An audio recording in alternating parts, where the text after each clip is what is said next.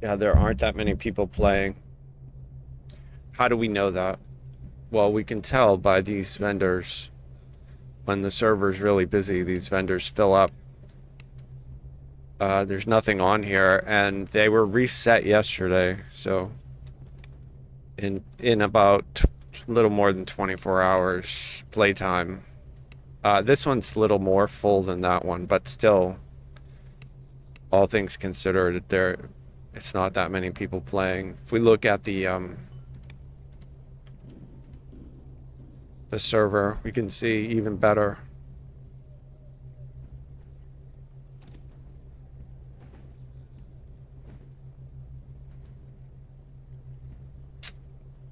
Charisma 11, level 26. That's good.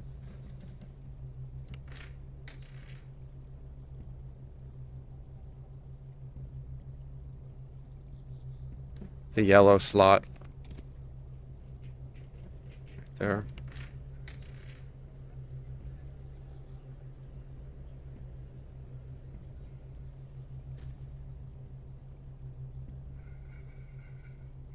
And that's it. Yeah, I mean, there's people online. It's not that full, though. If I had to take a guess, I'd say somewhere around 300, 350 maybe. We could verify that by looking at the DDO audit, but not really that interested in doing that. It's just a point that a lot of people finished their lantern, so now Cormyr, the population has gone way down. We're still really busy.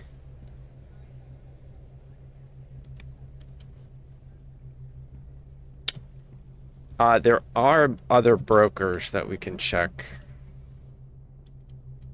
Yeah, see, if it were busy, all these low-level things would be bought out as well. This one had 3 of the 5 bought out, so, like, that's a good sign. And then this is another indicator, by the way. These brokers, all the people who run all the harbor stuff usually fill these up with all the junk that they get there, and those brokers are empty.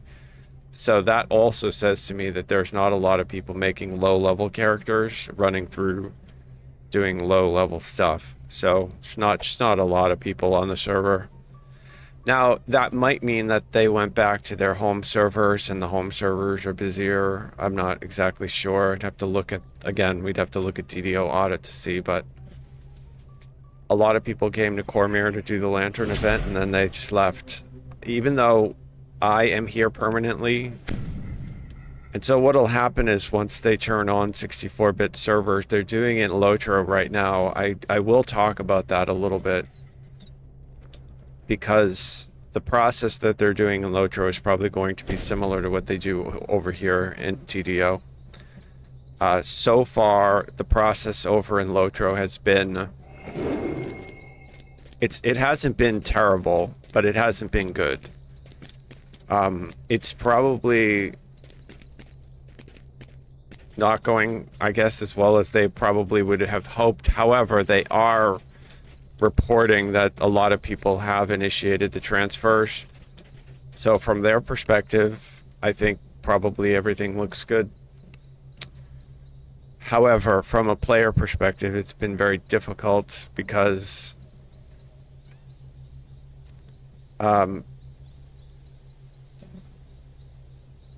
how do you say it? Like, it's so I'll just talk about my experience. Like, I was a beta tester for Turbine, and I made my characters that I ran around with to try out all the different classes during the closed beta in, I think it was early 2006, whenever it was. It was quite a long closed beta.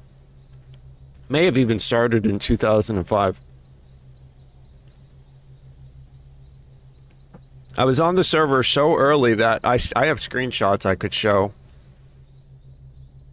I rode from Hobbiton to Bree, and then from Bree through the Lonelands, through the Etten Moors, all the way to the ford of Bruinen, I think that's the name of it, and then up into the hidden valley of Rivendell. But it was before turbine had coded any of it. So like where they were coding as we were testing, right? So I was able to ride through the Ettenmoors where like the last bit of code they had done at the time was. And so basically there was no music, there were no mobs.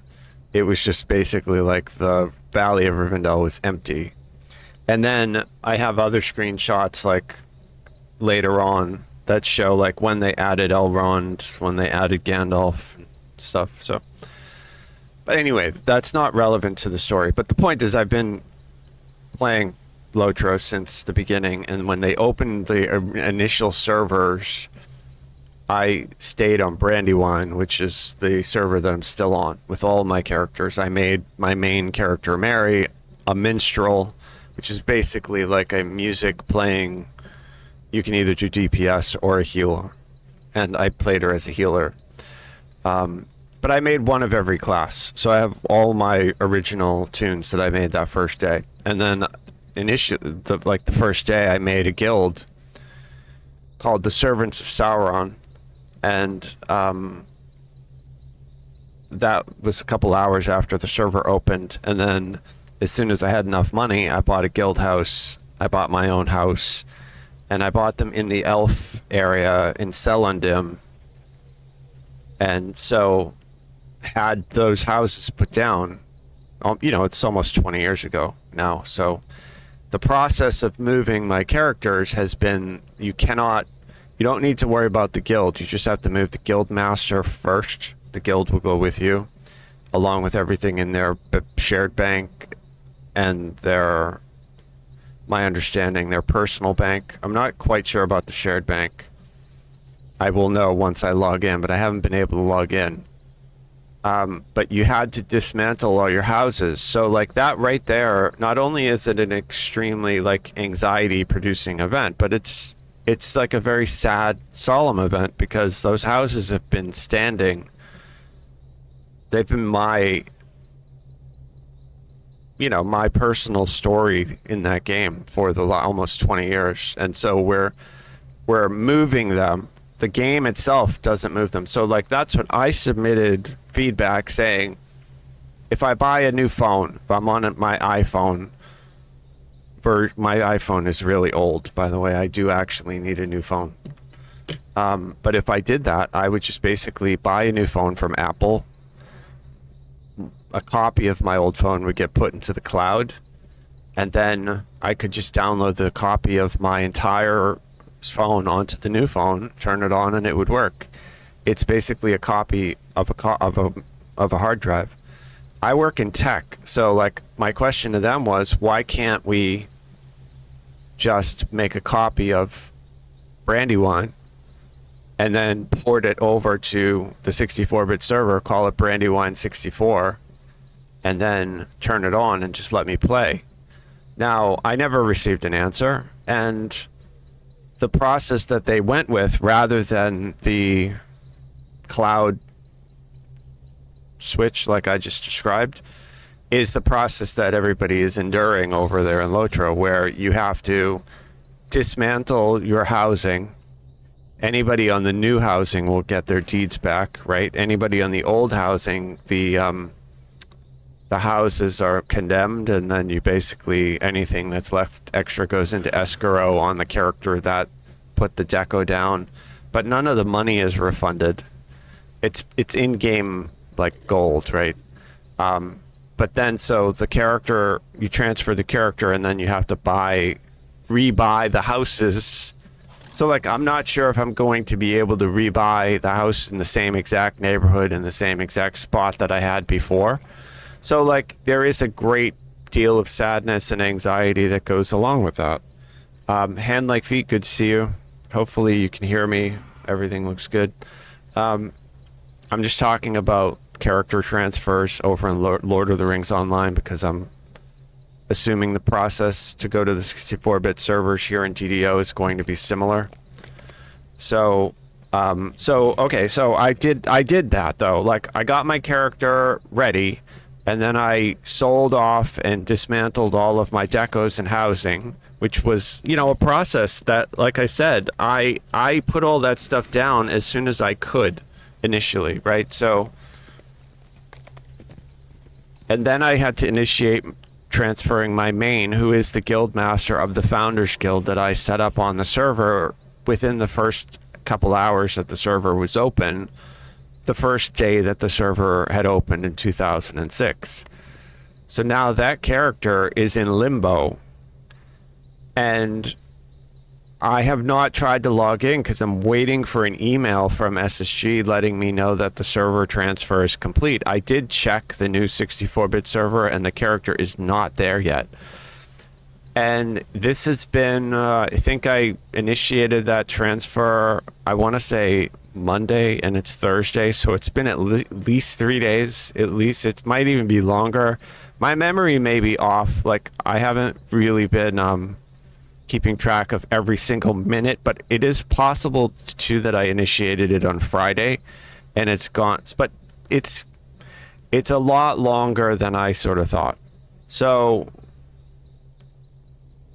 that right there, if that happens in DDO, like I set to transfer my main over to Cormier, and then I'm waiting around for a week. Now, Lotro has a significantly bigger player base. It's like 3 times the size of DDO. So to give you an example, these aren't accurate numbers, but it's a ballpark. If our maximum player base is 10,000 people, then Lotro's is probably around 35,000, something like that.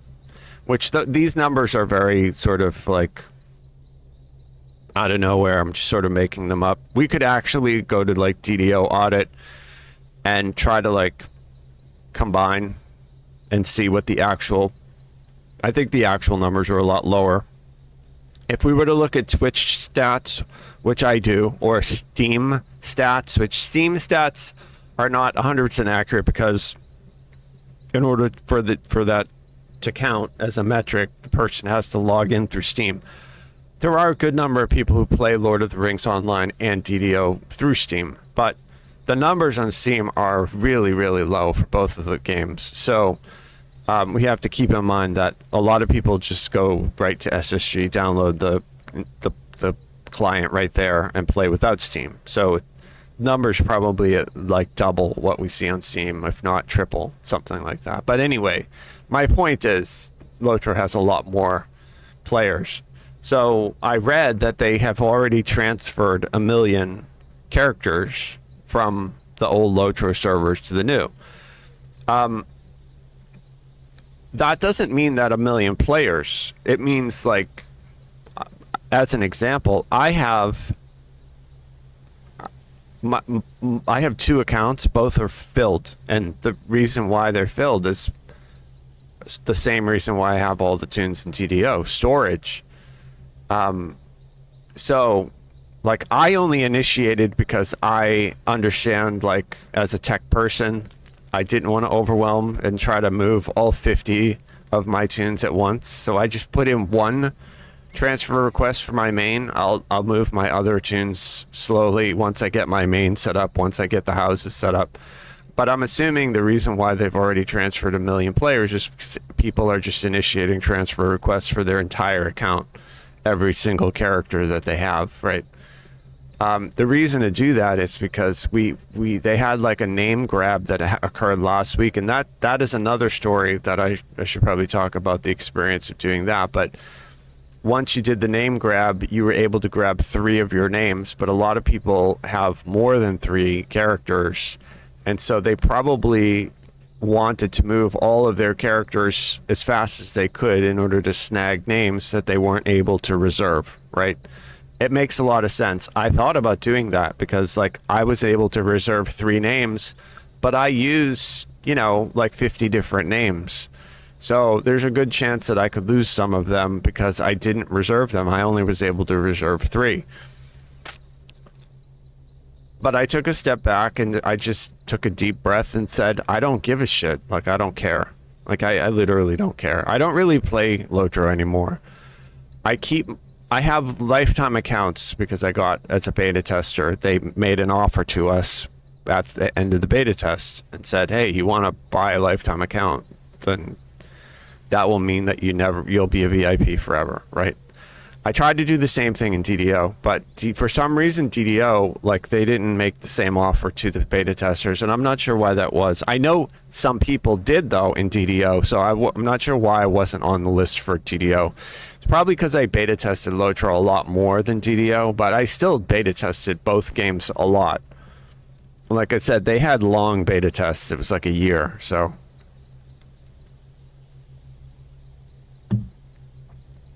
Lotro is more of a WoW clone, so it's a much more intricate. They put a lot more thought, and it's very evident if you go play Lotro. Like, the game is wildly better in some areas. It's interesting to me that it hasn't really caught on and been super popular. Kind of like Elder Scrolls Online or any of the other big MMOs. You know, nothing's going to catch WoW, but like even SWTOR, I think, did a lot better than Lotro, which is surprising to me because there's a lot of Lord of the Rings fans, and they did really a good implementation of a WoW clone. They also did something that I very much appreciate, which they kind of don't really do in DDO, which is they're very, well, they were, let's say in the past, at least Turbine was, SSG mostly is, very respectful of Tolkien and Tolkien's secondary world, the lore. Like, they try to recreate what's in the books, pretty much. So that was like the big draw for me. I could like go and follow, for example, Bilbo's route that he made through the Hobbit and there and back again. And you can see all the different points that he hits in the book in the game. So that, like, that itself is really cool. They did a really good job making like Bag End as an example. Over here in DDO, they did a really good job initially, Turbine did, of like putting the 3.5 rule set in a video game, in a real-time MMO, which, you know, keep in mind it's a turn-based system.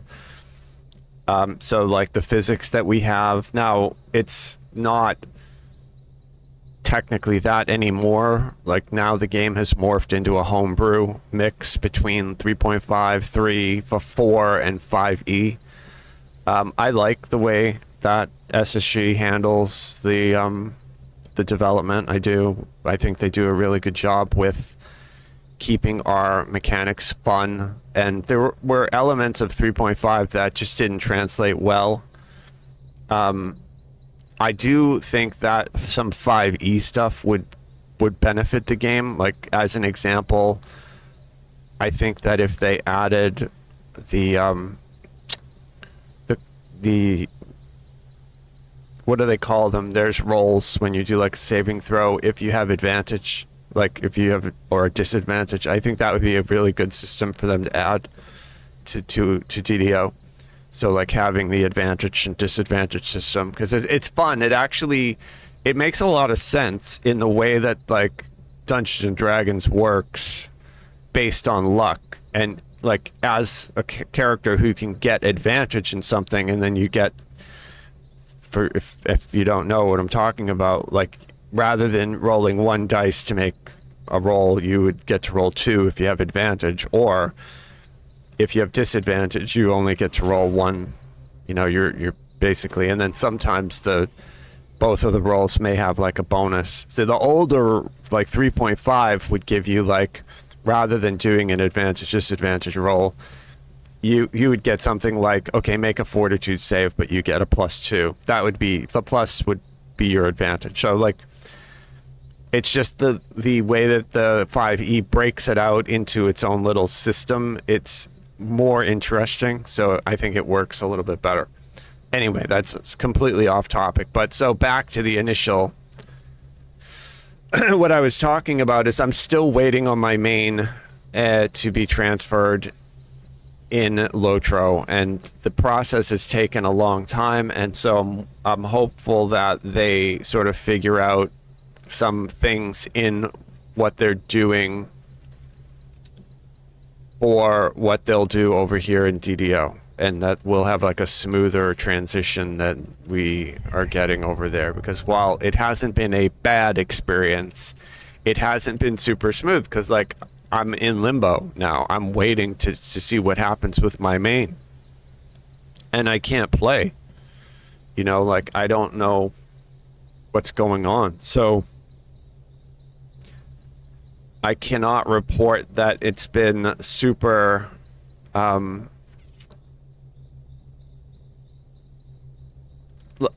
it's anxiety producing. So I have like left a few. There's a double slotted ring. I left a few posts on their forums, but I didn't want to just flat out complain or like bitch, because that won't help anybody, right? But I wanted to sort of express my. So what I did, you know, I'm a writer. I've got 10 books on Amazon. I don't know if you guys may not actually know that. Oh, that's a double illusion. Okay.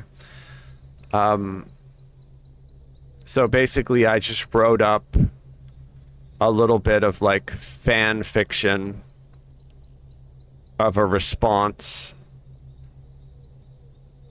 speaking as if I were like an Astari wizard commenting on the situation.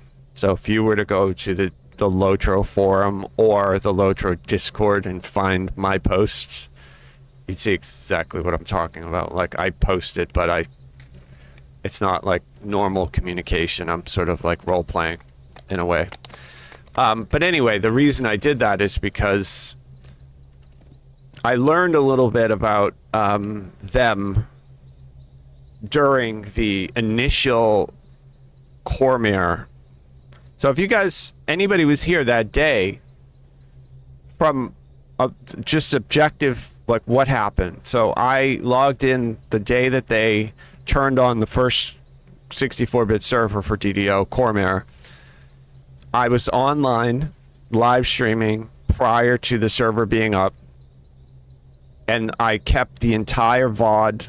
I uploaded the entire VOD to my YouTube channel. So it's like 6.5 hours long, because it goes from before the server was up, during the server, when it goes up and down. It goes up and down a few times over the 6 hours, if you guys remember, if you were there that day. And then eventually they take it offline at 6 hours. And then I spend like a half hour winding the video down and talking about my experience and blah, blah, blah. I didn't edit it. I didn't modify it. I didn't highlight anything. I just posted the entire VOD so people could see, because there was a lot of like other content creators made videos about the launch and how it went either smooth or not smooth, depending on where they landed, right? Like, people make different content for different reasons, and everybody spins it a certain way based on their personality, right? So some people said it was fine and other people said it wasn't fine. I didn't really have any sort of, like, because I didn't alter my VOD, I didn't change anything about how I reacted in real time. So like when the server went down the first time, because they realized that when they launched the server, the testing dojo was still active, they took the server down without warning. I, in real time, looked to find out why they just took the server down. Like, we were just playing, and then all of a sudden the server was shut off. And then people were posting about why. So, like, you can see all that in real time. So, when I posted the video, I, like, put together the edit. And then sometimes, anybody who knows YouTube knows that, like, part of the way that you make a tag for your video is based on a little bit of, like, it's not 100% clickbait, but if you were to try to say it's not clickbait, you'd be telling a fib. The way the YouTube algorithm works, like, the whole thing is based on impressions and click-through rates, and so there's a whole science to this. If you ever are curious about it, you can watch Mr. Beast talk about it. He's literally the master at this. That's why he's like the best YouTube content creator on the planet right now. You know, the video image has to be interesting, and then the tagline has to be interesting. And so a lot of times the taglines will be things that really have nothing to do with the video. They're just there to click in. A good example of what I'm talking about is Mizkif does some really good ones, if anybody watches him, where, like, he'll put a tagline. he owns a gym. He runs a gym out in Austin, Texas, and he put a tag up that said, my gym failed or something like that. If you watch the video, it has nothing to do with the video. The gym didn't fail, has literally nothing to do with it. It's basically just to get you to click to see like what the fuck happened. So that's sort of exactly when I make my own tags on my YouTube channel. Anybody who watches my YouTube stuff, you'll see some of the tags I have on there aren't exactly a representation of what goes on in the video, but some of them I try to make them funny or interesting or just, And the day that I launched the Cormare VOD, I put something like Cormare crashed, what happened? I think that was my original tag that I put on there. And the reason I'm mentioning this is because that just drove a lot of people apparently nuts, because it made them feel like, I'm assuming, I wasn't told this 100%, but this is the gist that I got, that it just made them feel like I didn't respect anybody's work, the hard work that they were doing over there. And it's interesting because after I posted that, because sometimes I post stuff to be launched later, and sometimes I post stuff immediately, and then I'm doing lots of other things, so sometimes I don't reassess. This is something that happens with writing. Like, you may write something and then step away from it, and then when you go back to it, you'll edit it. That's normal in writing. It's actually something that Hemingway himself recommended that you do, specifically to edit.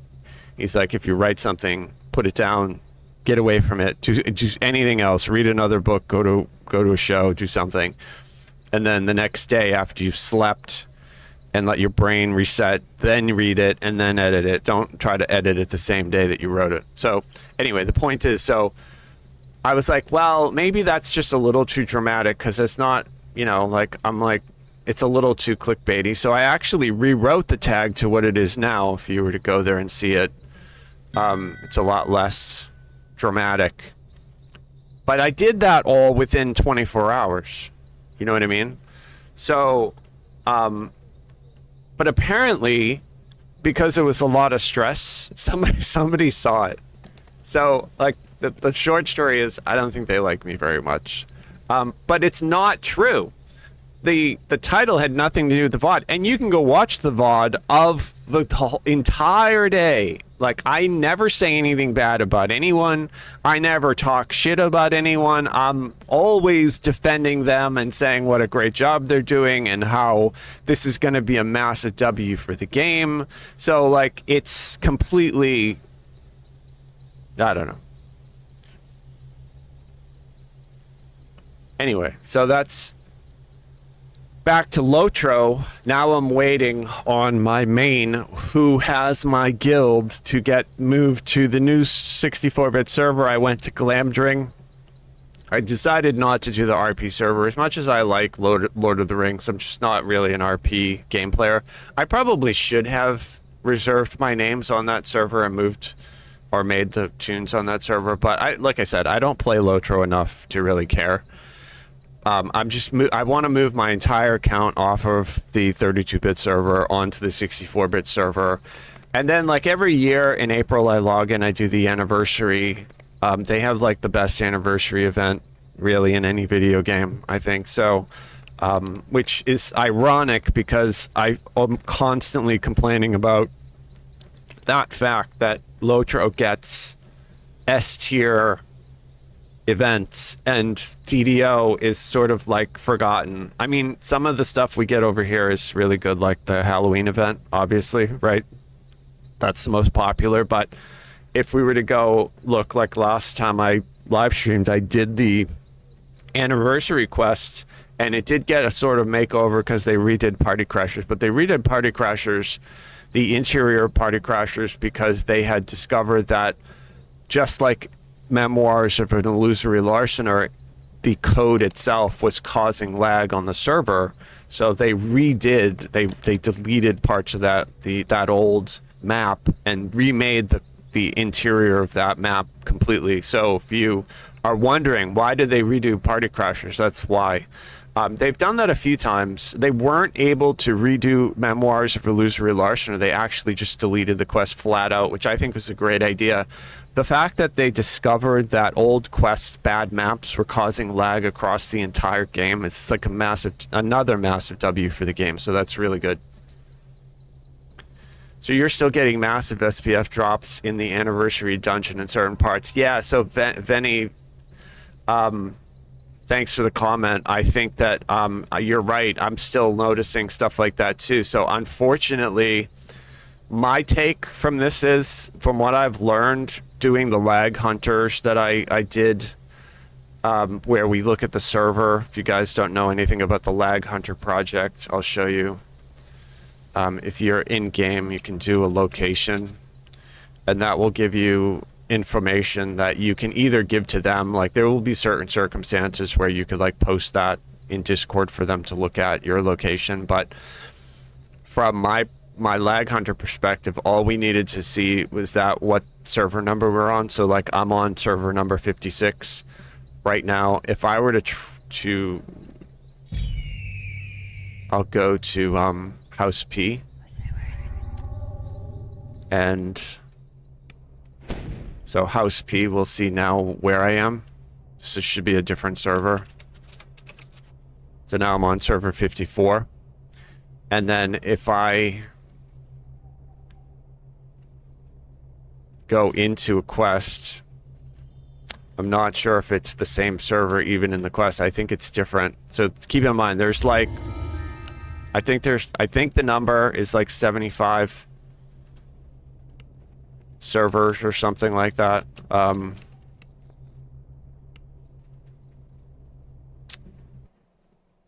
it's not always the same on the live servers. I think there might be 65. I think they added a couple more on Cormare because of the population. So now I'm on server 23. So, and basically the Lag Hunter project, I have videos about this on my YouTube channel. So you get the server, now I'm on server 23. If I experience any lag, so let's see if I do. So that was super fast. That was super fast. Let's see how fast it is for me to summon. That was super fast. I'll have her cast a heal, see how fast that is. And that's super fast. So like, all this, everything from my perspective, like I'm not getting any lag. If I do this, if I jump, let's see if I can like tumble. The air in the Illusionarium is different than outside. Everything is as if you were transported into the deep jungles of working Zendrik. really fine. As with anything built by House Fiarlan, it is difficult to tell what is real and what is illusion. All right, I'm gonna turn that voice down. So anyway, the point is, so now, based on like what I would have recommended for the project, I am not really seeing any lag, so I think I'm safe to go. But if I did experience lag, basically what I would do is I would exit, and then I would reset it, and then I would go back in, right? I reset it, and then I go back in, and I try to get on a different server. So let's say that one was super, super laggy. So now I'm in a new instance. Let's see if I was on what? I was on 23. Let's see if I'm still on 23. So now I'm on 72. So I'm on a completely new server, right? So this is how, if you're experiencing lag, you can still do this right now. Like, this is the whole point of the project that I did. So I'm on a different server. Like the one I was on before, you can see was server 23. Now I'm on server 72. And so now I would do the same thing. Now, I didn't have lag on 23. I'm just showing you guys a test. So basically, just want to cast. Want to try to see if there's lag. That looks really good. Let her cast a spell. That's really good. If I could jump. My jump is great. If the minute I tumble, I'm going to trigger this quest to start. But that's completely fine. So I feel like I'd be good to go. But again, if for some reason you came into a quest and you were like, oh, there's lag, then we would leave and reset it. And this is exactly the strat that you want to do if you do hardcore, because obviously for hardcore you want 100% like the best server experience that you can get, right? So out here it doesn't look like there's any lag either, and let's see what server we're on. So the other thing to keep in mind is this is server 54. If we log off and come back to this in a week or a month, this, even after the event's over, this will still be server 54. So like certain areas, like the guild ship, the houses, like they don't, once the server is brought up for the first time, it assigns a server to certain areas that stay the same. So like if we have lag in house P, there's a really good chance that the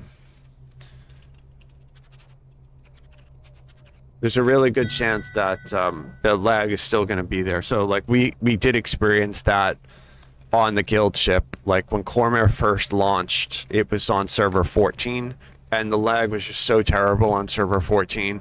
And so the Lag Hardener project basically, I'll tell you guys how else it works, is like, so I just went in and did that on server 72. If for some reason server 72 is super laggy, what you do is just make a note, like write it on a napkin or make a Excel spreadsheet or something like that. Like especially if you're doing hardcore, this really is important. This is what I do. Make a note, server 72, very laggy. And now I know, like anytime I'm doing a quest, if I go into the quest and I do the location and I come up on server 72, I know like there's a really good chance it's going to be a horn party, and I probably want to either leave and reset it or be really careful and go really slow. That's exactly what I would do for the hardcore season, the normal OG hardcore. That's what I did for the lantern. I was able to do my skull lanterns without having any major mishaps, and this is exactly how I did it. And I've been playing on Cormare since it launched through all that really bad lag that we had initially, right? So this works. Is it foolproof? No. Because there's different kinds of lag in DDO. Like you can get some like localized stuff, but something to keep in mind is that the lag that we're seeing and we still see in party crashers, that's map cause, like it's lag that's caused by the map itself. They probably need to completely delete this quest, unfortunately, and remake it. Like really, that's probably what they need to do. It's the same thing that they did with Illusory Larcener, they probably need to do with this. The Black Lock is another great example of a quest that needs to have this done to it. Like they redesigned that ship in the Black Lock, but it still causes my frame rate to drop out. So, Freesage, good to see you. Oh, thanks for the raid, bud. Chief Visigoth, good to see you. The information is on the Discord. Yeah, you know what? There in Discord there is an area called Lag Hunters, and I did make an initial list of like the servers that were very laggy.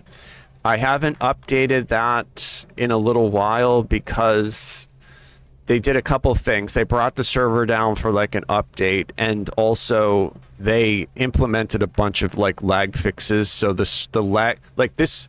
That list existed before they got rid of Illusory Larcener as a good example. So what they found out was that one quest, that busted map in Illusory Larcener, was causing lag on the specific server that it was on.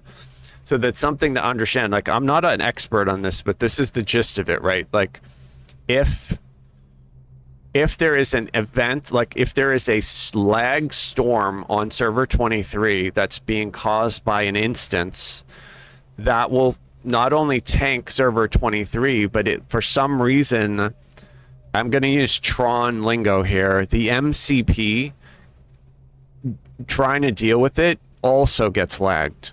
So what happens is we end up feeling it through the entire game. Years ago, they thought that it was caused by things like double strike. Now, certainly the old double strike did add to like the load of what the server is doing. So them switching to imbue did absolutely reduce our lag across like for the entire MCP, for the Master Control Program. But what they learned when they implemented the 64-bit servers, watching these lag storms in real time, it was like corrupted maps and instances on these individual servers that would just sort of bloom out and cause this like halo effect over the entire game. So when they removed Illusory Larcener, like it sucked from the perspective of that was a cool quest, right? I was kind of hoping they'd redo it, but I mean, I understand why they didn't, because, you know, they have to actually take time to write, develop, and remake. It'd be like another quest pack. So maybe when they do a new quest pack, they might put a quest where that old one was. Who knows? But while I don't want to see them get rid of, this Party Crash is one of my favorite quests. I love this quest, but you can't deny the fact that the map is fucked. Like, I mean, sorry to cuss, but it's just completely borked. So like it needed to be redesigned. Like they probably just need to delete that entire, like the entire map and just make a new one and set it somewhere else. You know, like I don't know, something like that. Yeah, it's the ballroom. The ballroom itself is what has been messed up. So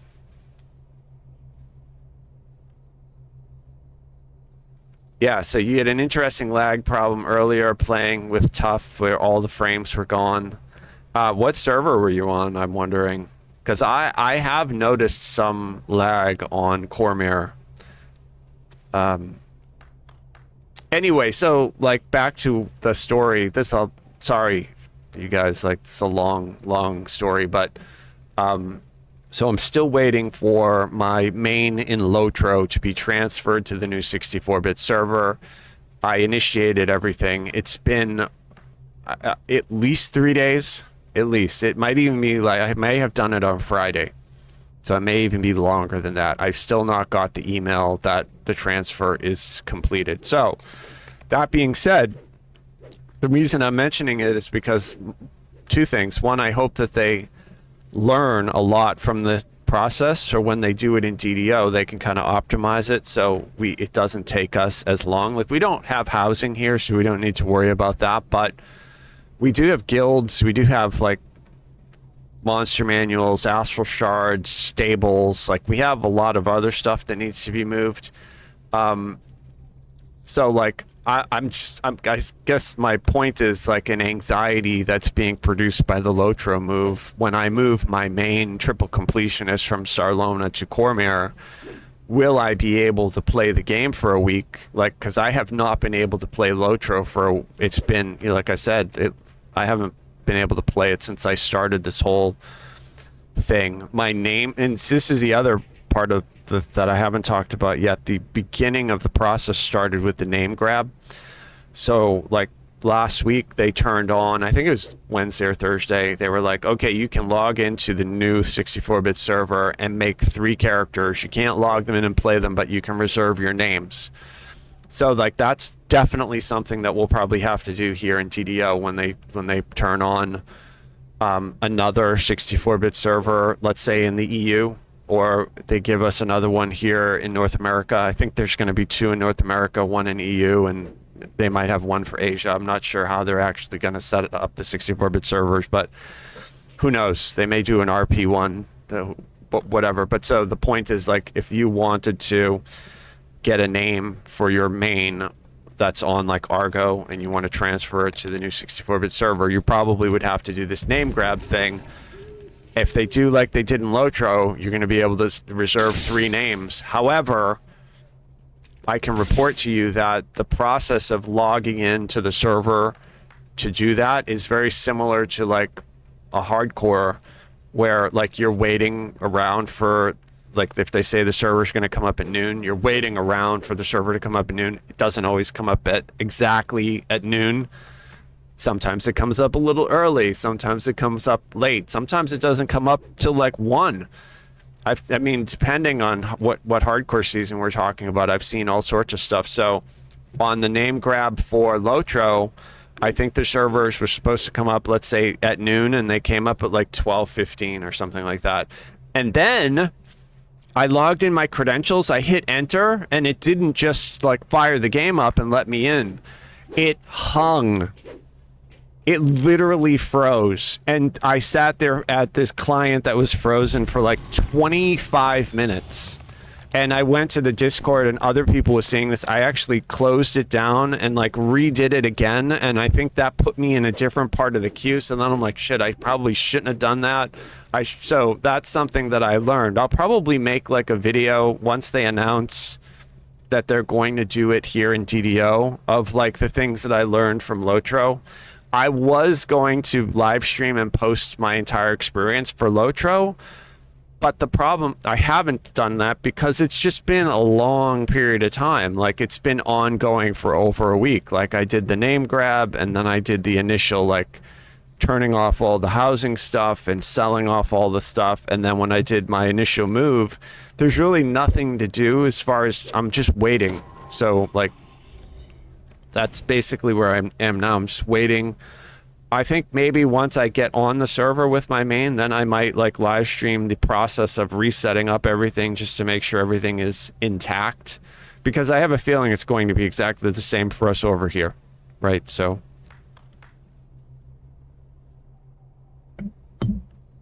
with any luck though, everything works and I won't lose anything. And this is the biggest fear, right? Like my account has a lot of, you know, aside from the nostalgia and the fact that I set those houses up on Lotro, like the day the server went live, as soon as I had the money to buy the houses, right? In DDO, we don't have housing, so I don't need to worry about that. But there's just a lot of stuff. Like if I were to move this character, well, I need to move these Astral Shards. I'm not leaving them behind. I need to move my stable, right? I need to move my monster manual. That thing. Like all the stuff that I've done on this server, all these monsters that I've fought, you know, this needs to update on the new server that I'm on, because some of these, I mean, I guess it really wouldn't matter like doing some of these over again because they don't take that long, but some of them take forever, like dragons. Like how many dragons do we fight? Like if you spent all the time working to get all 5 of these account deeds unlocked for dragons, you'd have to fight an awful lot of dragons. Let's see the cap. You have to fight 320 dragons in order to get Dragon Exterminator 5. I'm not even anywhere close. I've fought and killed 11 dragons. If I went to Sarlona and looked at my main, I bet I'm not even at 320 dragons over there. So like, of course, I want to keep all of this stuff. Now, things like kobolds, rust monsters, like, I mean, those are common. So like, I probably do have this one's 3,500 rust monsters. I probably did get that because I fought a lot of rust monsters in my day, but there are issues with this. Like, I'm not sure if it counted rust monsters since I started playing in 2006 or only since they turned the monster manual on. I think it's only since they turned the monster manual on, because I feel like I've killed 40,000 rust monsters in my DDO career. I'm not sure. I'd have to look at Sarlona. But my point of mentioning this is, like, we need to have this moved with us, right? Because some of us have some of these accounts on deeds unlocked. Like Iron Golem's a great one. Like on my main on Sarlona, I probably definitely have Iron Golem Exterminator 5 because Iron Golems are everywhere. So I probably easily killed 1,600 of them. So and the reason that you want them is they give you rewards, right? They give you a lot of cool stuff. So like I do have rare pets on Sarlona, and some of them come from the monster manual, right? But speaking of rare pets, let's go. I need to look at that coffer. I activated the new rose coffer there. But I want to do a little bit of like backstory for this because this is super cool. Just give me one moment to look something up.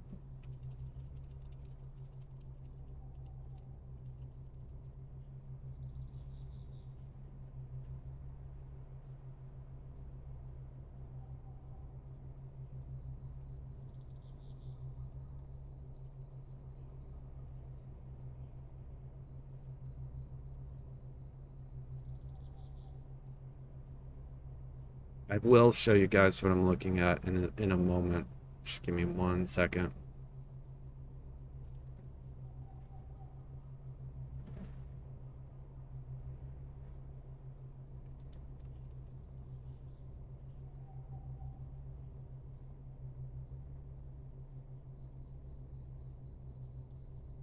All right, so what am I talking about? I think this is it here. Yeah. All right, here we go.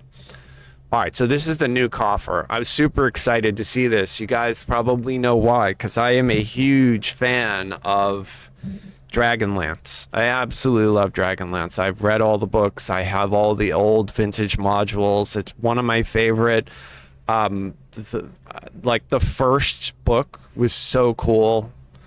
I just loved it. The characters like did such a great job. I follow the authors on Twitter or X, whatever it is now, and follow like the conversation that they have about the IP and the fact that now they are allowed to, I don't know, whatever legal issue they had, they're actually writing like more of the Dragonlance books now.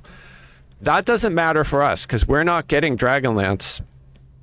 But there is a backstory to this that we'll talk about before we take a look at this. So that you can see the coffer right there. I think it looks great. We're going to look at everything specifically in the game, but you can see this is the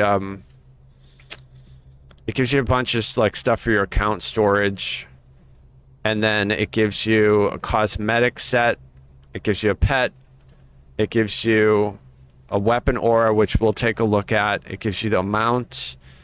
And I'm super excited to see what the mount looks like. I'm super excited to see what the armor and the helmet looks like, and then what the weapon aura looks like. If you need like extra space and stuff, I think this is a good way to get it. Although, to be really honest, like I don't think it's enough. I think that there's not enough space in this game, considering that we all have bought armies of storage tunes. I think that should be 300, and not 30. But I mean, that's not an argument that I'm gonna win. It's just, they do what they do. You guys have watched my content and know what I talk about normally. The first VIP reward I think should be unlimited shared storage. So like we already know where I land on this, but so Lord Soth is the inspiration for this. Soth was the bad guy in Dragonlance, kind of like Darth Vader, right? But he died in Dragonlance. Well, what happened is, if we go over here and we look at his page on the wiki, Soth was a Knight of the Black Rose, fictional fantasy in Dragonlance, later revived and used in Ravenloft. Well, we are getting a Ravenloft expansion, and this is probably why we're getting this coffer, because Soth is the bad guy that was revived for Ravenloft and added to all the most recent stuff that's occurring in Ravenloft. Now, I haven't read any of that stuff. I just read the Dragonlance, so I don't really know what they've done, but I do remember him as the Death Knight. I do remember him being like one of the coolest characters. One of the reasons that those are so cool, those books. I highly recommend them. They're still really good now. He became very popular, right? A lot of people liked him as a character, so it's not a surprise. And apparently there's some debate. I don't know any of this, but like I'm learning this with you guys. Like Soth appeared in Ravenloft. He died in Krynn, I remember that. And then they brought him over to Realm of Terror. I have no experience with this. I don't know anything about it. I guess it was a second Ravenloft novel. They got Tracy Hickman, who wrote the original Dragonlances, offered a shot at the novel but declined. And he wasn't on good terms with TSR. Right, yeah. I don't know all of the drama with those authors in TSR, but I think that had something to do with like the legal issues, why the IP of Dragonlance was sort of locked down for so many years. But like I said, the good news is that the IP is not locked down anymore. And Tracy Hickman and the other author, I forget the name, they're actually working on, there it is, Tracy Hickman and Margaret Wise. They're working on new books. But Soth isn't going to be in them unless they revive him.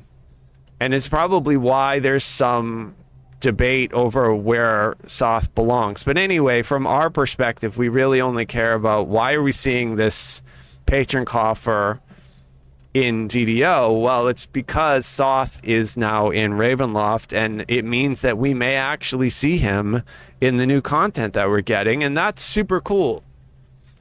That's super, super cool. I can only hope that they stick to the canon, even though reading this article, which I won't, you guys can obviously read this yourself if you want. It doesn't look like they're 100% set on the canon.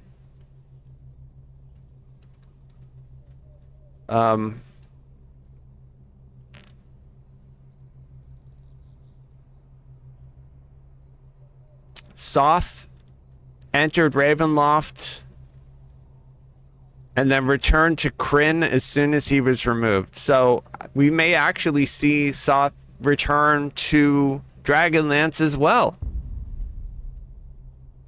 Yeah, see, Soth was killed off Dragons of the Vanished Moon in 2002.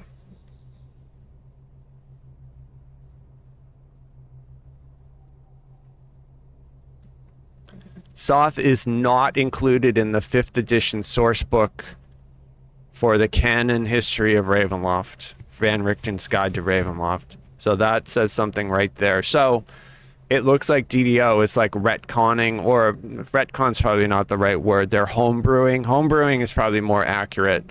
They're homebrewing a version of like this Lord Soth, because he's definitely one of the coolest characters ever to exist in Dungeons and Dragons. One could argue like he's not as popular as Drizzt Jordan, obviously, like that. He's probably the most popular, but there's a bunch of other characters that are super popular, and Lord Soth is definitely one of them.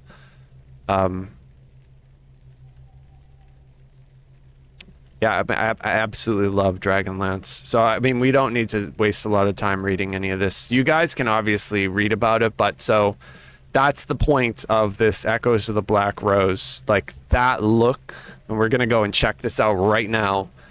That look, and as a matter of fact, if you guys watch my YouTube channel, there are some vintage images that I use at the end of all the videos that I post. I do like a little music montage, and I show a bunch of vintage images from the old modules and the old rule books and players' handbooks and things like that.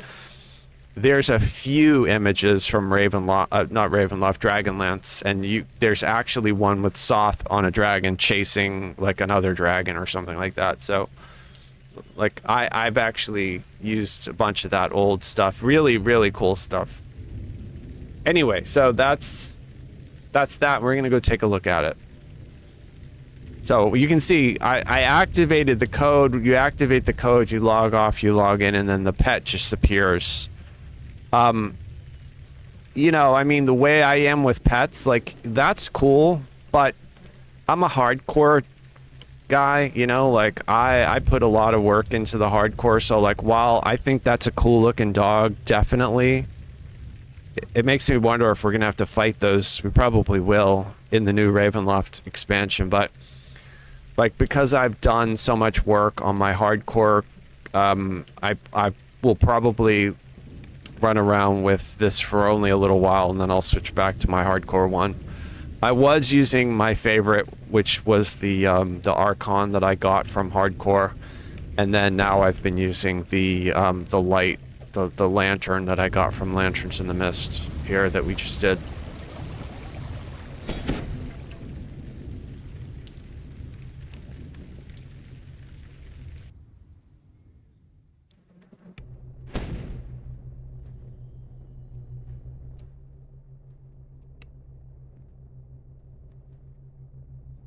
And the way these coffers work, you get a code, right? You buy it, you get the code, you plug it in, and then it doesn't appear. You have to log off, you have to log back in, and then once you log back in, you come to this dude, and then it'll show you all the coffers that you have active. I don't have all the coffers. I only have like, I'm missing one or two of them. But so there's this one that we just got. So then I click it and then I say I want everything, and there we go. So we just got everything on us here. But I did not put, so this is something, if you've never done this before, this is something to consider. Make sure that you log in and do this on the character that you want the storage on, because I did not do it. You'll see if I show you the messages on this, right? I joined the Hall of Heroes and then I obtained that. I did not get the storage space because I logged into Sarlona on my main that I want the storage on, my main triple completionist character. The first, after I entered the code, that was the first character I logged in and claimed this on Sarlona. I claimed all that space. The first person that you talk to on this character and you say, hey, I've got this and I want everything, that's the one that you'll get the space on. So don't just do it on some random character or on a server that you don't care about. You want to make sure that you do it on your main, because that, it doesn't give you any more of this bag space here. It gives you space on the, when you open the bank on your character bank. So like my main on Sarlona, with all that bound to character junk from doing raids over the last 20 years and stuff, I have like 100 or 150 like bound to character things. So getting the space on that character is super important, because every time I TR, I'm less incentivized to keep my TR cache if I have more character bank space, right? Like I can just pull everything out of my reincarnation cache and put it in my actual usable bank. The idea would be that, and I've said this, I won't bore you guys with it, but that they get rid of bound to character stuff altogether and they'd let us put all of our stuff that we have into our shared storage, and then we could then go off and start deleting duplicates and getting rid of some of the characters that we use as our bot army. It's one of the reasons that I don't like raiding in DDO. Like, I like the actual content of the raids, but I don't like the bound to character loot. I hate the fact that like anything that I earn in a raid is stuck on that character. You can make an argument about how we earn those, whatever they're called, that you can click and then you can get an item from the raid on any character that you want. That's absolutely true. It's I've done it. But just from a general perspective, I find it to be just super annoying. Anyway, that's off topic. So let's take a look at some of this stuff. So this is super cool, right? So that's the weapon. That's really nice. That looks a lot like the lantern a little, but it does have like a really cool sort of Lord of the Rings, Witch King of Angmar sort of effect. And you know what I want to see is the Black Rose Malice Clamor aura. See how it looks.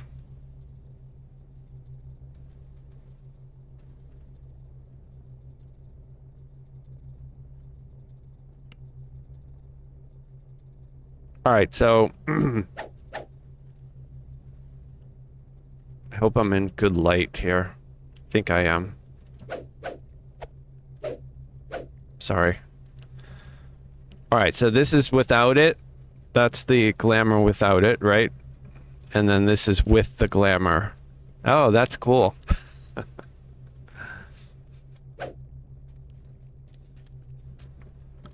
That is pretty neat. I like the purple. Take a look at the helmet next. I never wear anything but this Elite Spider Cult mask because it gives me a buff. It's what I got when I bought Menace of the Underdark. You can see on there activating it gives you profane bonus to all your skills and a +4 saves. And then if you have it equipped, you know, you get, like, I'm constantly clicking this thing and putting the buff on myself. You don't need to keep it on, like the buff stays on you, but I just do anyway, just because I'm constantly clicking it. But that's the helmet. That's actually really cool. Yeah, I like that. I like that I need to get to like better light. Maybe there's better light over here. I like the fact that the purple matches the purple that's in the butterfly wings. So I'll never wear this helmet, but I do like it. It's one of the better that I've seen. It has a sort of like Lord of the Rings, again, like Sauron, Witch King sort of vibe. That's cool. And how close did they go to the original Lord Soth? Let's see if I can find an image of him.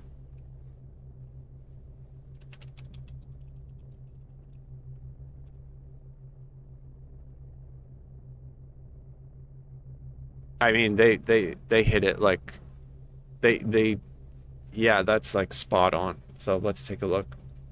So we can see that what they put in game, right?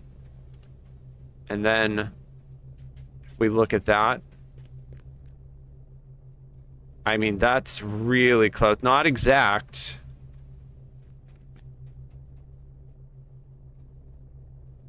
But it's really close.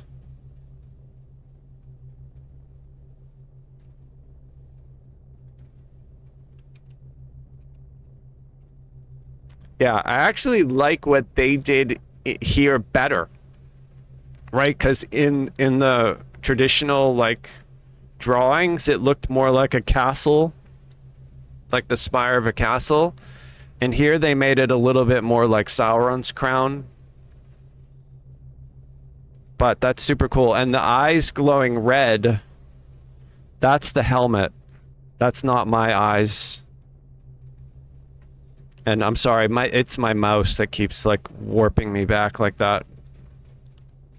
Yeah, because my eyes, as far as I know, are yellow. Yeah, because that's the reward that I got for the treasure hunter. Right, if I shut off my thing there, yeah, we can see. Apparently, yeah, those are the treasure hunter eyes. Apparently those goggles that I'm wearing give me like a spectacle or something on my eye. I didn't realize that. Because I never actually take off my spider cult mask. But so that's cool. That's that. And then the actual outfit. Oh, wow. Dude. That is really, really cool. What the... I'm sort of like... yeah, I'm a little sort of blown away. I can't believe how cool that is. Like, I don't think they've ever given us a cosmetic that looks that good, in my opinion, because it hits everything that I like. I want it to be like black or matte black. I want it to look like something like a Sith Lord would wear. And I want it to be like fitted, right? I hate it when it's super bulky. Like, okay, this is a little bit not what I would pick, but the rest of it, like, that's super, super cool. And then if I look at the actual, let's look at his, I mean, they did a really good job getting pretty close to that, right? Like the skull and the chest, the way it's like a matted black and silver. Again, very Witch King of Angmar, right? Like, here's another image that we can see. Here's another one that's a little bit better. So it's like a black, because he's a Death Knight, right? So yeah, like there's so frayed purple with the black armor. Yeah, I think they knocked it out of the park, man. That looks really, really good. Let's take a look at the cloak. Oh yeah, they did it. Yeah, they did the frayed. That's exactly what we see in that image. Where's my... Yeah, like he's in that fray. It's all kind of frayed. Is that him on a dragon? Yeah, that's another one. So there's a lot of the black and purple. That's sort of on a death dragon. So it's very similar to this image right here. Is Very similar to what they just gave us. That looks really, really badass. I think it's definitely, I mean, obviously, this is the aesthetic that I like. So there's been coffers that I didn't like. Like, I didn't really like the last one. I didn't like the look of it at all. Like, I didn't like the armor. I didn't really care for it. But this one, I mean, bro, I'm going to wear this on, like, if I make a new character and I don't have anything to wear, this is really, really cool. Like, that's super cool. It looks good on the elf frame. That's part of the problem, like with the elf frame being so like small, that a lot of the armors that they make just looks weird on it. A good example of what I'm talking about is like the armor that they just gave us. Like, some of it's just too bulky. That You're the Dragon armor that they just gave us. It's cool looking armor if you make it on like a half orc, but on an elf it just looks weird, I think. So this is cool. I don't know how it's gonna look on a bigger framed character, but on this elf, this looks really badass. Like, awesome. Super cool. So this is probably more accurate about how I will wear it, because like I said, I always wear my spider mask. But look at the color. Like, the color goes along with the butterfly wings really, really well. Like, that actually looks super, super cool. And so I'm probably not going to use that mace. I'm just not a mace dude, but let's see what it does to my... So that's the weapon I've been using. Right, that's from the, it's my Ice Dragon Tooth. And that effect that I have on it, I think it's from the Underdark coffer. So what I'll do is put the new one on that. We'll see how it works. See if it makes it any better.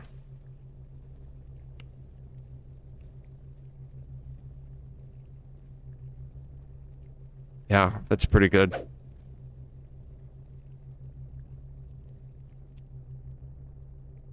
I like it.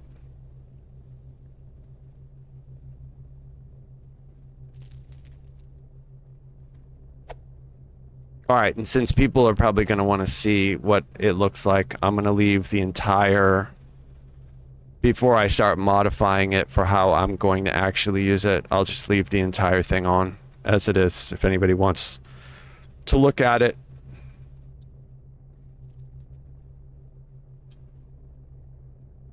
And then I should have a mount in here, right? Yeah, the Black Rose Drake.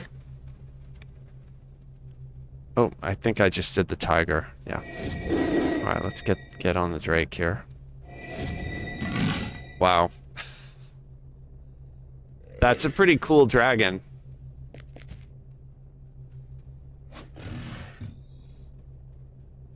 Bro, like that... So this is exactly what I was hoping that they would have given us for the Year of the Dragon. I know a lot of people like the chunky, fat, green dragon.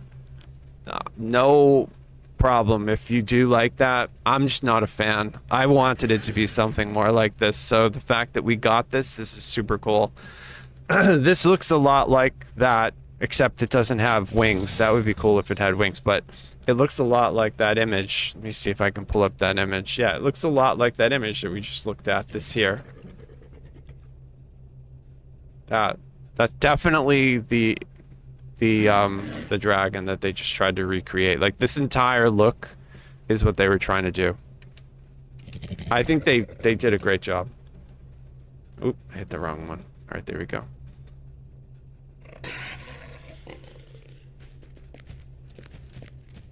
That's super cool. And so again, like, being a hardcore person, I probably won't use this mount a lot. Like, just because if I'm not going to use my tiger, the skull tiger, I'm probably going to use the mount that was the hardest for me to get, which is the Steed of the Huntsman, the Huntmaster that I got in Season 6. That was the season with the hounds. Which super difficult, crazy season. So like if you guys haven't seen it, I'll show it to you. I haven't been using it because of but this is the mount from Season 6. It was just so difficult to get this mount. This is the one I normally use, just because it was so much work. Like as long as I've been on Cormyr, the Lantern event, I've been riding around on this mount so people can see it. This is the Skull hardcore version. You can see the little, I don't know if you can actually see that, but the hardcore skull is right there. And that's literally the only difference. I've said this 1,000 times, but if you're on Cormyr now working for a mount, I personally don't, aside, unless you're like me and you like to go after the extra challenge, all the extra work to get the skull, when it's 99% identical to the story mode mount, the only difference is the tiny little skull right there. But, so I've been riding around on this so people can see it if they want to see it.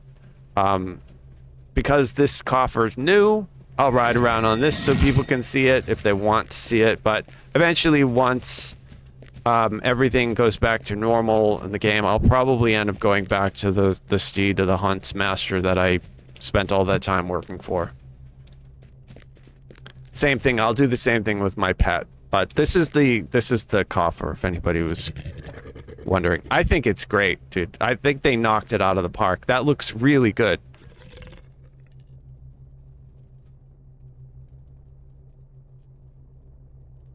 That looks really, really good.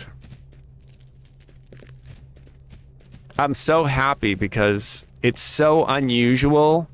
Like, this is exactly what I'm saying. Like, I think if you guys look at this, this dude here is wearing the Year of the Dragon free armor that they just gave us. I think that looks really good. That it does. And this dude is, I'm not sure what he is. I think he's either look and see what this dude is. Is he a half orc? Yes, he's a half orc. So this is what I was saying. Like, I think it looks really good on a half orc because they're like muscular. But on my character, that is like a little tiny elf. Like, I didn't like the way it looked. So, you know, I don't usually make anything but an elf. So either I'm on an elf or a drow. I do have a gnome.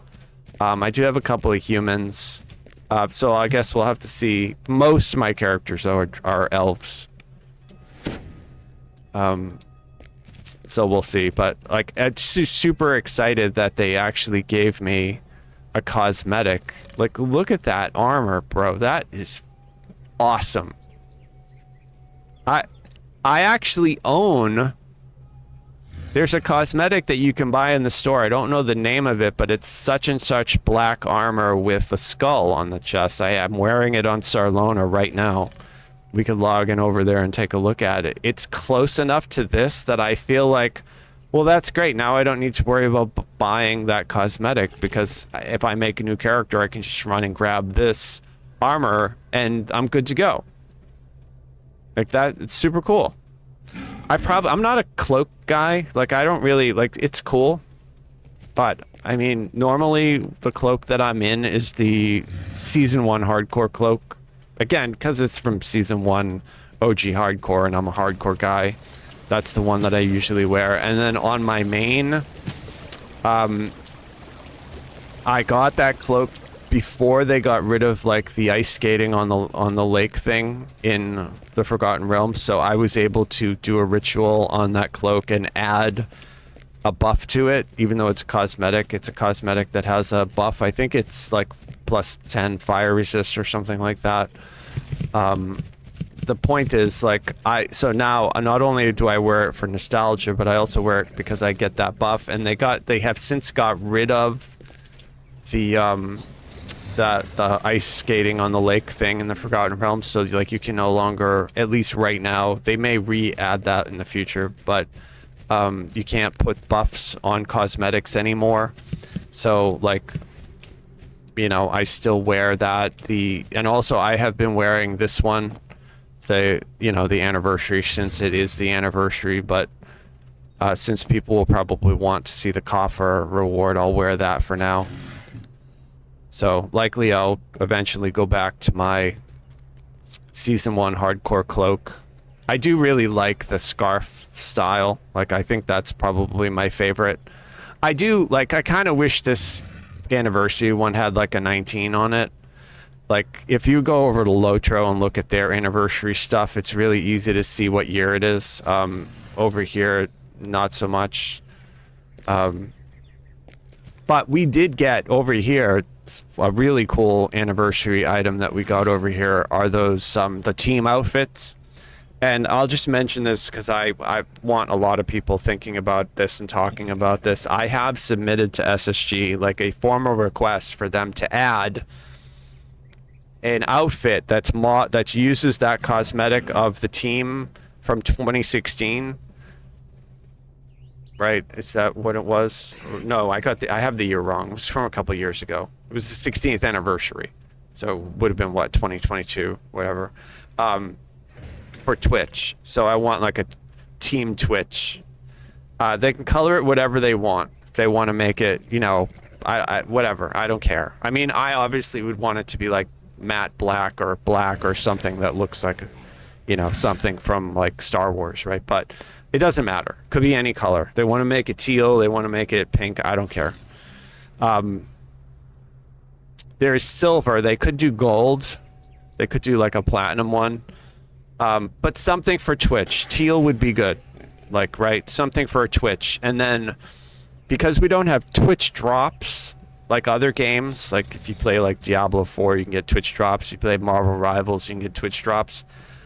We don't have a module that connects with Twitch to give an actual Twitch drop, but that was what I said to them when I submitted this idea. I said, though it's not an official Twitch drop in the traditional sense, it would be something that you could label as a Twitch theme and then give out the code to the creators who make Twitch content. And then obviously once we have the code, it would be out there and anybody could use it even if they don't come to Twitch. But the point is the outfit would actually say Twitch DDO, and so that might encourage more people to come and watch content for DDO on Twitch. Like, that's the whole idea, right? So if I had any means to make that happen, I would. I asked them to. Whether we ever see that or not, who knows? I hope so.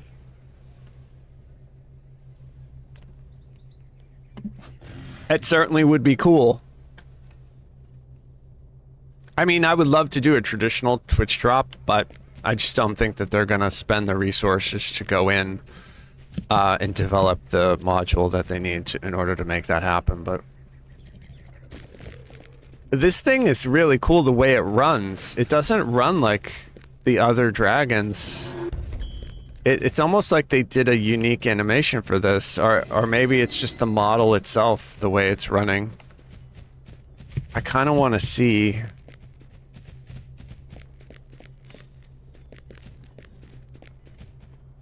Where can I go to see if it leaves footprints behind? Like if I go to the sands, will that leave footprints in the sand? We're gonna try it. I think they did a really good job with this. This is a banger outfit. It's unusual. Like, I really, really like the first Underdark patron coffer that they gave us. Obviously, I'm a huge fan of, like, the Drow. I like the Underdark. Like, so I really like that one. That one's usually the go-to, like, what I use for the outfit on a new character. So now it's nice to have something else. I mean, most of the other coffers are pretty cool, too. The mech one was good. The mech one has a nice aura effect for the weapon. And then the, I forget the one that was before that. That was alright. What is it? Oh, people, you know what? I should probably stand on the deck here so people can look at this, but I want to go and look and see. If I go to the sands, if I can see the footprints of this thing. I mean, do we have anywhere that actually you can see footprints, or am I just thinking about like the bloody footprints? I'm used like Diablo, where if you run around in Diablo, you can see your footprints in certain areas. I'm not sure if I leave footprints in this sand. It doesn't look like it. It's too bad. Yeah, my brain, I'm thinking about like Diablo, I think.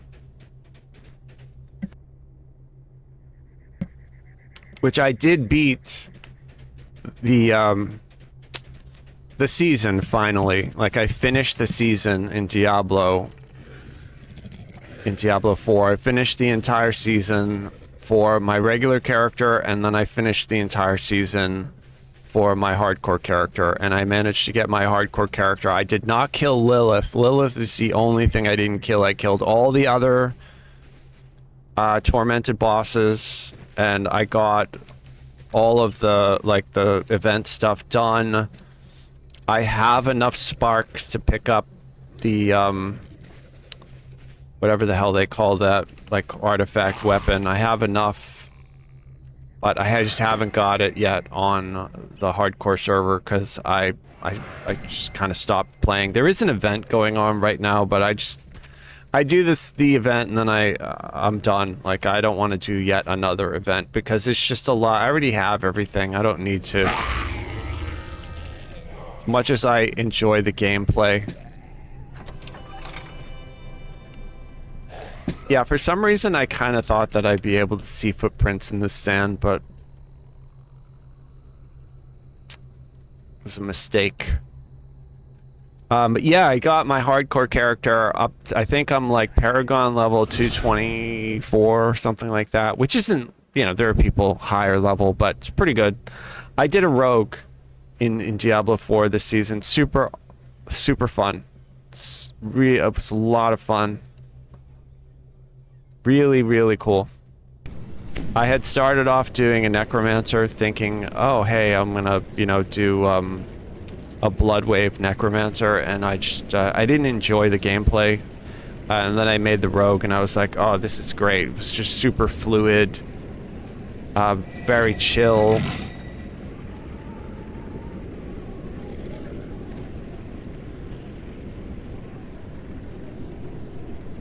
Yeah, I think they did a really good job with this dragon. I mean, I wanted to have gigantic wings. Probably not feasible, right? But it would be cool if it had wings. It makes me feel like, you know, will we ever get a Pegasus? I really hope so, but they need to give us an actual Pegasus.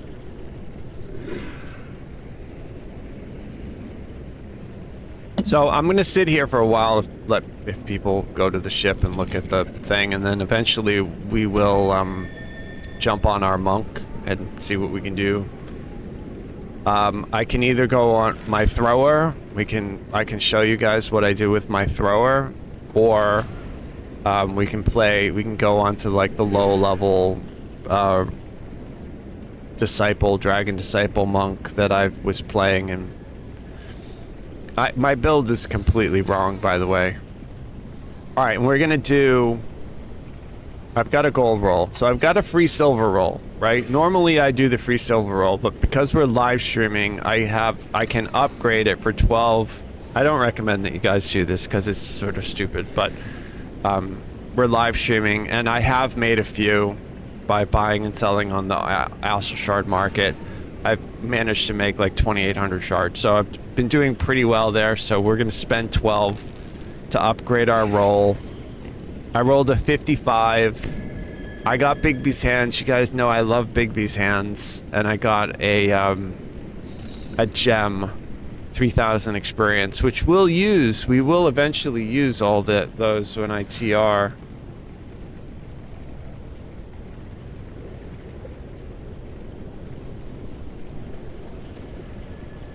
Bro, I need to get a new phone. I don't even want to say what model my iPhone is. It's so old.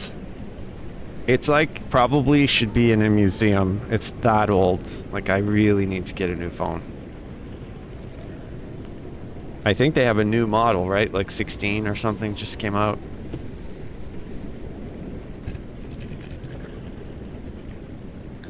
What would you guys rather see me run around on? You want to see me do like the regular low-level monk, or do you want to see the thrower? Do you guys care?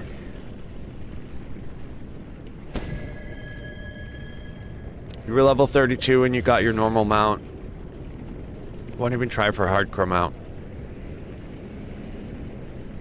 Mount for the lantern event. Yeah, it's good. It's good. It's a good mount. The lantern pet does not emit light. No. I have no idea how to pronounce your name. Addy77, something like that. Bro, I'm dyslexic. I'm seeing David. My eyes. So I should probably show you guys the thrower. The thrower was like the biggest concern that I had. So the monk thrower.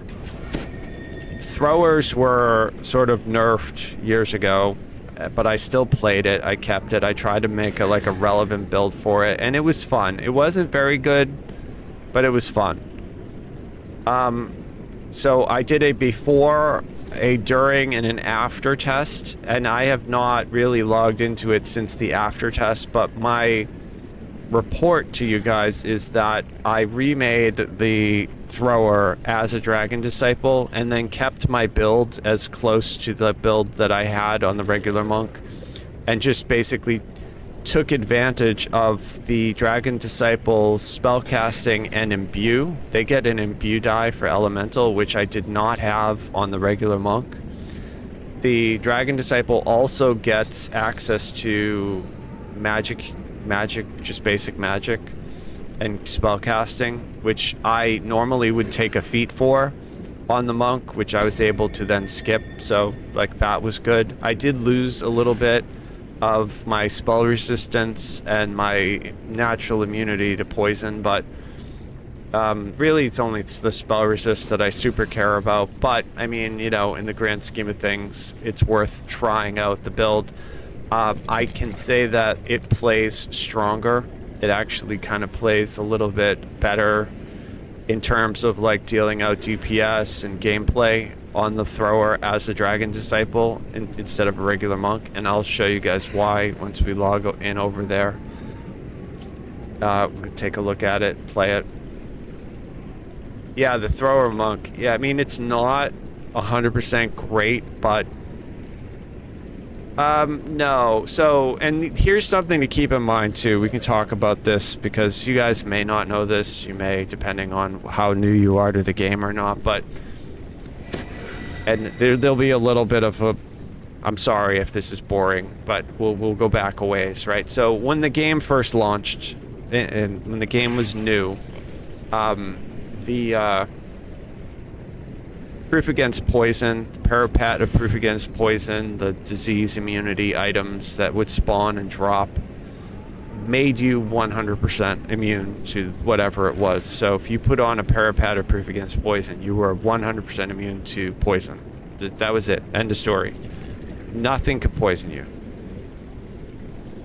As the game evolved, they changed that, and they made it so that Warforged kind of have that immunity to everything but poison that affects wood.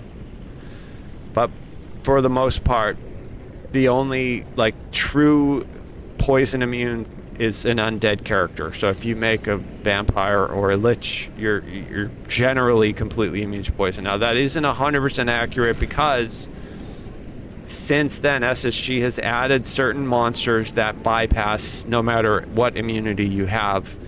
Off the top of my head, I can't think. I think certain drow poison will affect you in the Underdark anyway, and then there are certain monsters I think the Medusa has a poison thing that they can do that will poison anyone. There's a few. You guys may know that there's probably monsters in raids that put out poison dots that you can't mitigate with normal means, even if you're immune, right? But for disease, they used to also have a parapet proof against disease. You wear that, you're 100% immune to disease. Or you can make a paladin. Paladins were 100% immune to all diseases, no matter what, 100% immune. And then going forward, they broke out these into three different types going forward. So they have natural, they have magical, and then they have supernatural, right? So a natural poison, natural disease. So if you attack a rat, you can get a natural disease like rat fever or something like that. Then they have magical diseases, so that's like if you fight an orc or like a hobgoblin cleric will cast a magical disease on you, which is like cackle fever or something like that. And then if you fight a mummy, the mummy would put a supernatural disease on you, which is mummy rot, right? So there's the 3 different levels, and you have 3 different immunity types as well. So you could wear, now in the game, you could get a disease immunity necklace, right? It will say on the disease immunity necklace, makes you immune to natural diseases, gives you a plus bonus towards magical and supernatural diseases. And that's obviously based on the asterisk of what I just said, that there are some monsters or boss monsters that bypass every immunity in the game, right? Doesn't matter. But all things being equal, if it says you're naturally immune, generally, so if you put on one of the natural immunity to disease necklaces and you go fight rats, you won't get rat fever. And so Warforged won't get rat fever, Undead won't get rat fever, and anyone wearing this disease immunity won't. And then certain classes get immunity to natural poisons and diseases. Some classes get immunity to magical poisons and diseases, depending. So Paladin, immunity to magical diseases. Alchemists get immunity to magical poisons. The alchemist character actually has a really good solid poison immunity built into it.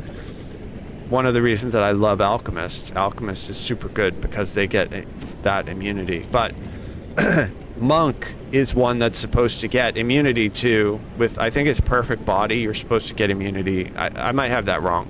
It's either like perfected body or perfect form or something like that.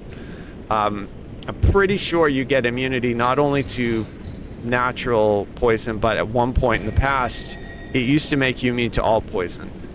SSG has changed that, so then it was just natural poisons. You could still get magically poisoned. You could still get supernaturally poisoned.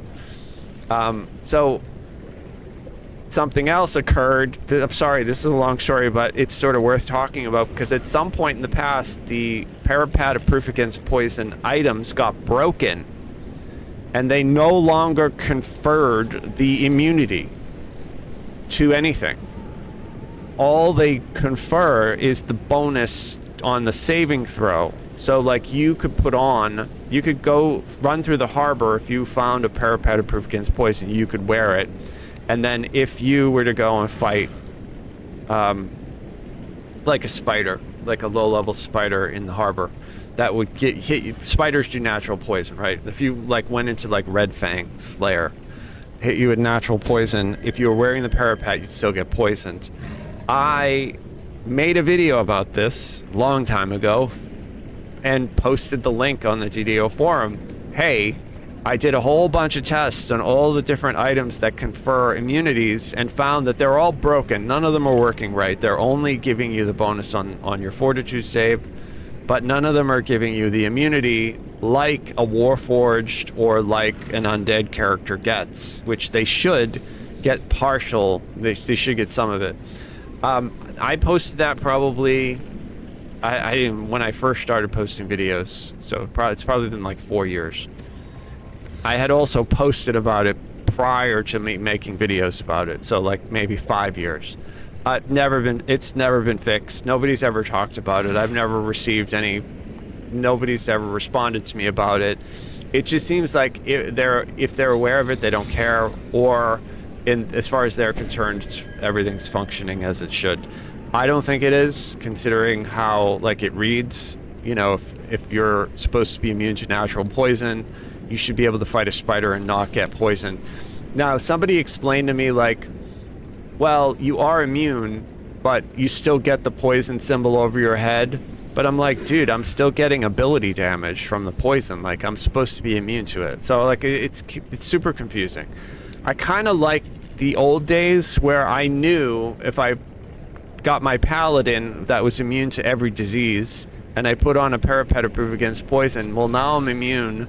It's the reason, like, if I were to log into my main on Sarlona and show you guys my green steel, the green steel that I made when green steel first came out, my green steel item is goggles, and that's like what I focused on making I wanted a buff to my hit points, I wanted a buff to my spell points, and I wanted immunity to blindness, disease, and poison, because back when I made that, it was a 100% immunity to all those things. So like I put that item on, and like I was covered from any weird scenario. Like I didn't have to worry about mummies, I didn't have to worry about spiders, I didn't have to worry about anything. You know, this is a long time ago when the game was different. You know, back when like Vela was a little after Vela. Like I'm not exactly sure when the marketplace got destroyed by the demon invasion, and they gave us the Shroud raid. Like that's when we could do green steel for the first time, right? So, but then my monk came out. My monk was like naturally immune to some of this stuff. So like I mained a monk for a long time. It was great.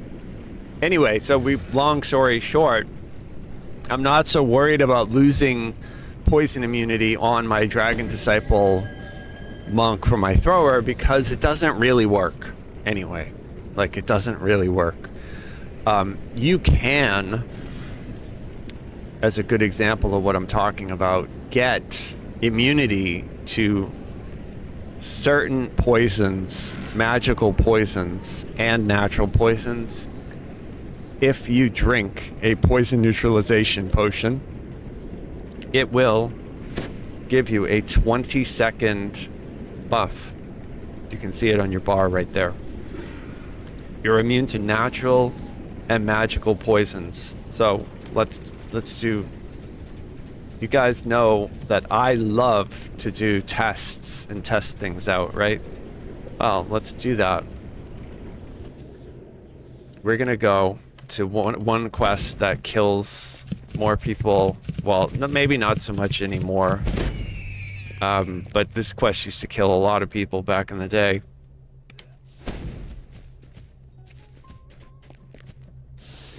And it's because there's a massive poison trap at the front. So like I'm way over leveled for this, but we'll see.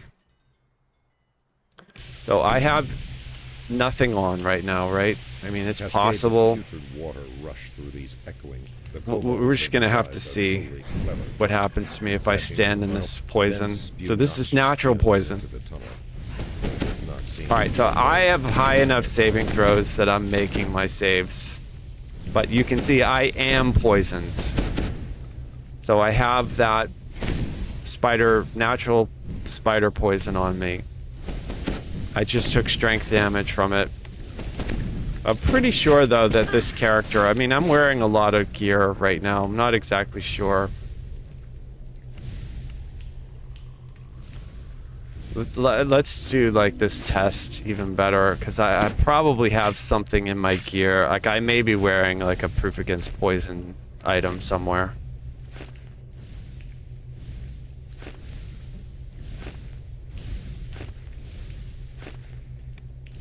Alright, here we go. See what happens to me now. And my saving throws are still good enough.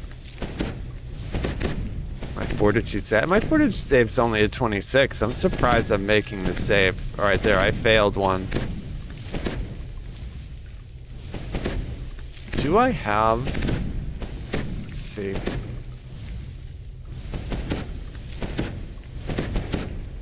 So I have a no-fail will save. I don't have a no-fail fortitude save. So I'm doing pretty good, though. But I'm taking strength damage. If I were low level, you'd see, like, I would take a bunch of ability damage. So what happens then if I drink the poison potion? Now I should be immune. But you see, like, while it does inoculate me, I still have to make a saving throw. So, like, that's the difference. Like, back in the day, if I were on an undead, it would just say immune, immune, immune, immune. If I were on a warforged, it would say immune, immune, immune, immune. It wouldn't say save. I save because I'm a drow, and see, now I just got poisoned again. I can remove that poison by drinking that poison potion, and now I'm technically immune, but you can see the game is still rolling dice versus me getting ability damage. I didn't fix my strength damage by inoculating myself either. So like it's very confusing to like, it's the reason I submitted the ticket. If you're a new player and you think, hey, I've got poison immunity, and then you run through poison and you die, which happens to people in hardcore all the time. It's one of those things that I think could be fixed to be less confusing for people. Like if it says you're supposed to be immune, it should read like it does if you're a Warforged or you're an undead, because with them there's no confusion. It's if you're an undead, if you're a lich and you run through that poison, you'll see exactly what I'm talking about. It just says immune. And that's great. Then you know you're not going to get any damage at all. There won't be any ability damage. There won't be anything. You can stand in it. So like it's one of the reasons why making a Warforged for hardcore is so like is recommended by a lot of people, because they're just out of the box. They're immune to a lot of stuff that would kill normal players in the early game. Especially if you didn't know about that. Like you can still be poisoned as a Warforged, but it's a lot. They're just resistant to everything. So with the exception of like in the early game, rust monsters can stun you and kill you, so you have to be careful of those, but for the most part.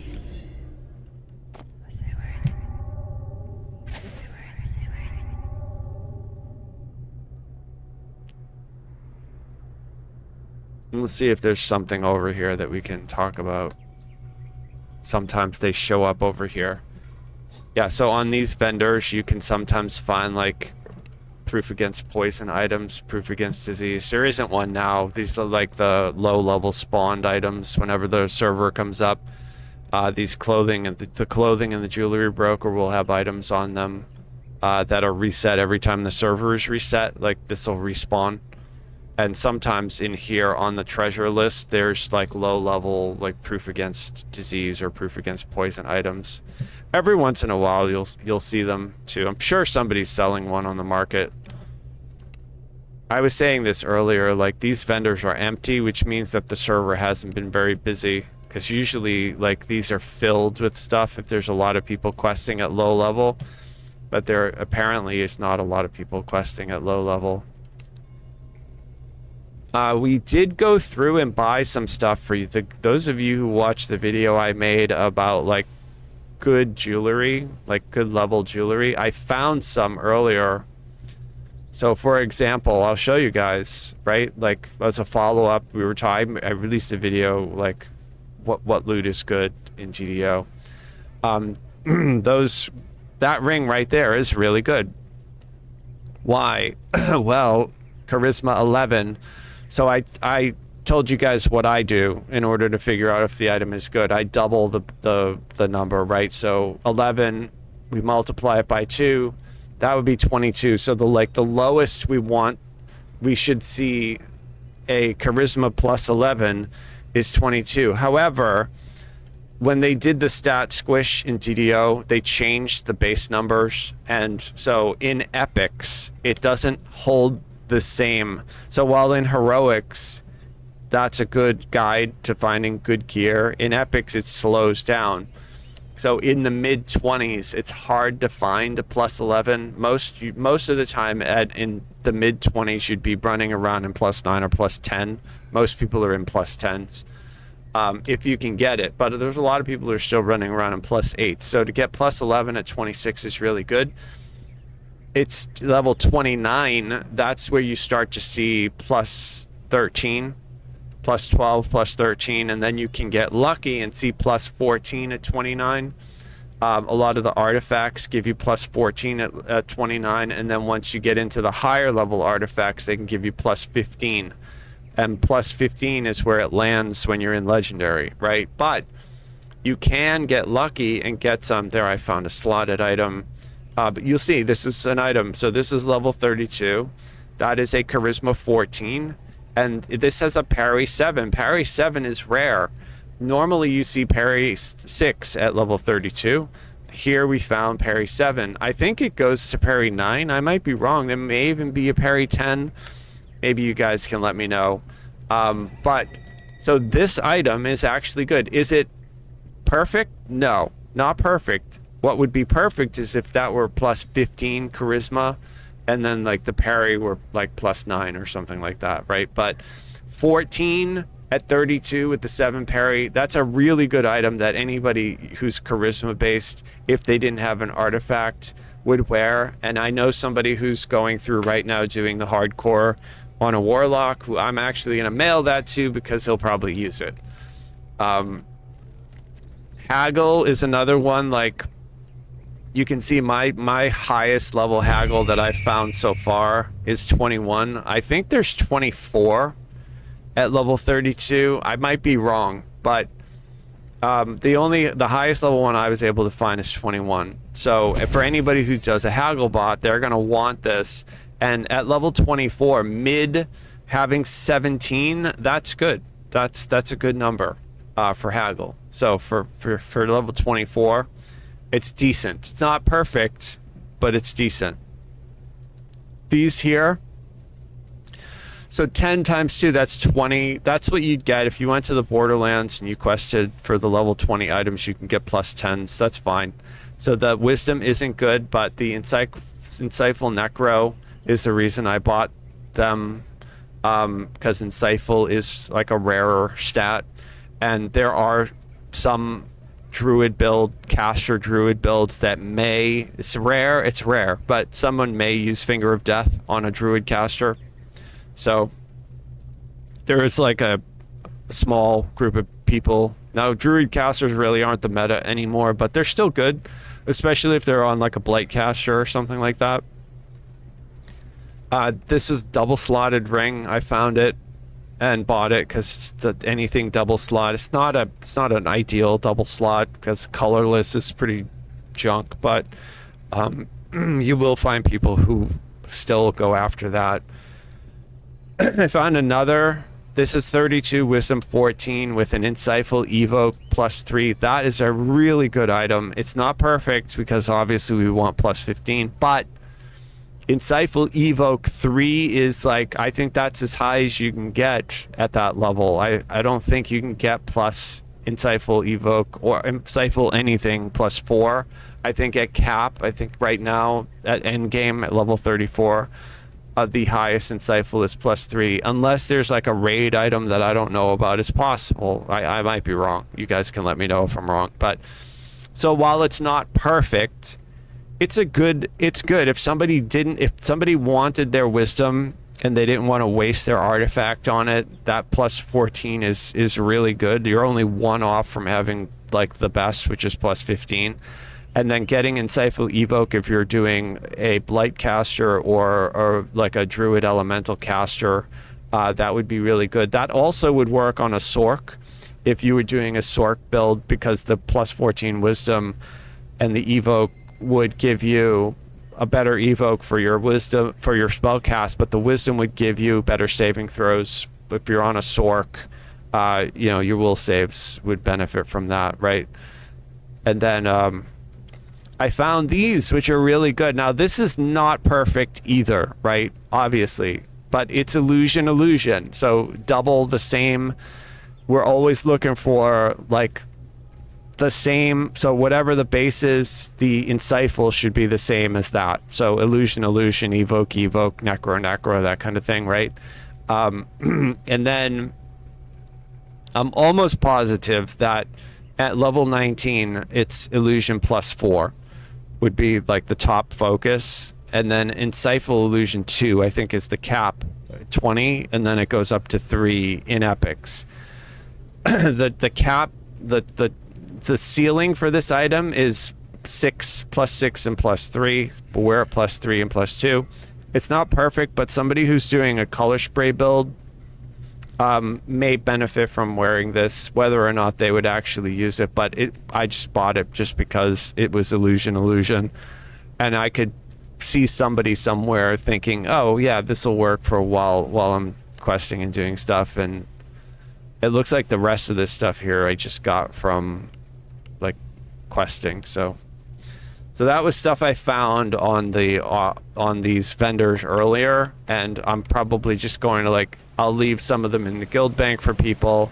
I'll mail the ones out to people that I know who are still questing, who might want to, you know, use something. And then, you know, sometimes we do, although I don't really do that much of it now. But when I was like trying to get up money for like the guild decos and stuff, you guys who played with me know, like, I ask for donations and things like that to help out. But we also like buy and sell a lot on the auction house in order to fund some of that stuff. So I think what I'm gonna do is switch to Sarlona and show you guys the thrower, and we'll see how it plays now. I hope you guys are having a good night, and I appreciate y'all hanging out. If there's anything you want to see or any questions or you want to talk about something DDO related, feel free to hit me up with it in chat, or, you know, I'm always on the lookout for video ideas, so then things to talk about. So